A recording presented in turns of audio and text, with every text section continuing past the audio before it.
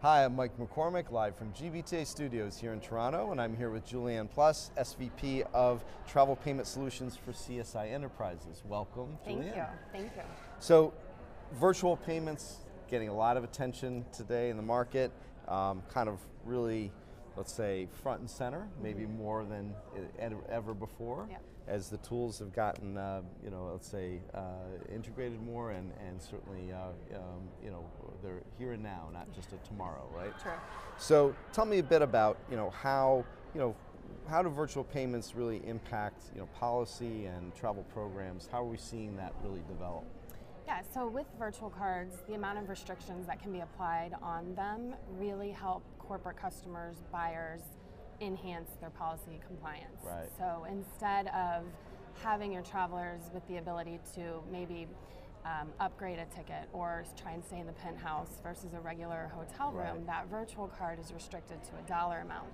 It's locked down to a specific merchant. It's locked down to a specific number of transactions. And so the buyer has the control over how that card is being used. Right.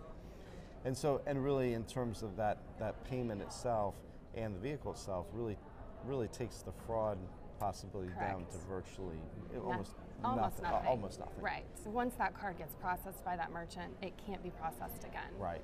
So it really minimizes the amount of fraud and just increases the amount of security that you have within your payment mechanism on your program. Right.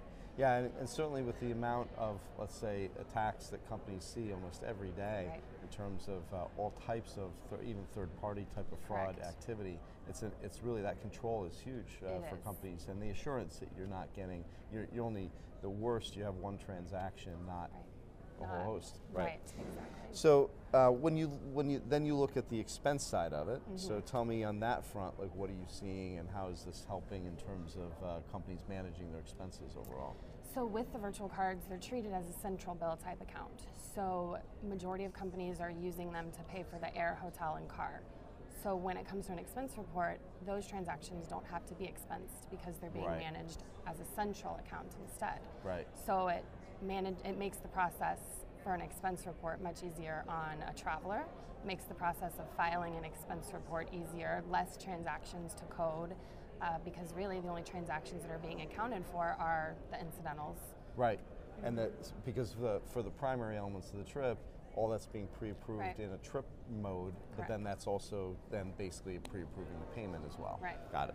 And so when we look ahead in terms of trends, where is this going? Is it really just about implementation and adoption? Is that the big focus? It is. That's Yeah. a big focus. More education for the merchants on accepting the cards, more adoption from the buyers on using the virtual cards, but then also more use cases are coming up around how can we use virtual payments Got it. outside of the traditional methods within our programs. Yeah, interesting.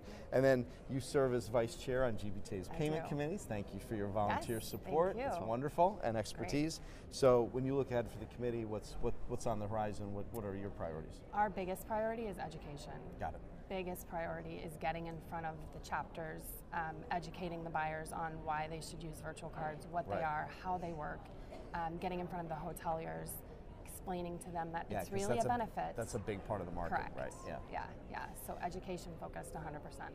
Yeah, and I would imagine just really helping the buyers with going through that process of internal approvals and Correct. adoption, right? The proper stakeholders. Because they can be bought in, but they've got to get their whole infrastructure to buy in as well. Exactly. Yeah. Well, interesting times. Yeah. But it's great on a number of fronts to see, all these developments in technology and capabilities that we've been talking about for years, Right. finally really coming to real fruition, right? And Yes. seeing not just case studies, but real adoption, Yeah. taking hold. That's great, exciting times. Yes, it is. Very good. Thank you for your insight, Juliann. Thank you. Appreciate it. Thank And you. I'm live from GBTA Studios. I'm Mike McCormick.